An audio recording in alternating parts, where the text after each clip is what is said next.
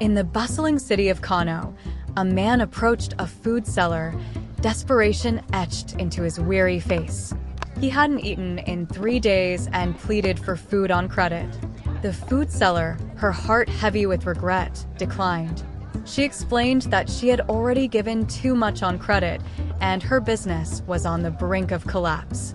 Despairing, the man sat down beside the shop, having nowhere else to turn. The food seller expressed her sorrow, but the reality was harsh.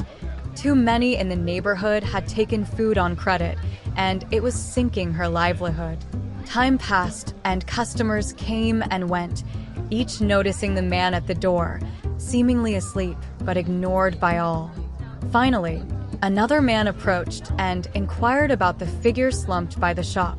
The food seller recounted the man's plight, and without hesitation, the compassionate stranger offered to pay for the food the man needed, just a few cups of gari, rice, and beans, totaling about 2,000 naira. Overwhelmed with gratitude, the food seller quickly packed the items and went outside to share the good news. But the joy was short-lived. As she tried to wake the man, there was no response. She tapped again, and still nothing.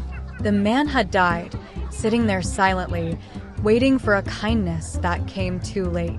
This tragic event, which occurred just a few days ago in Badawa, Kano, has left the community in shock.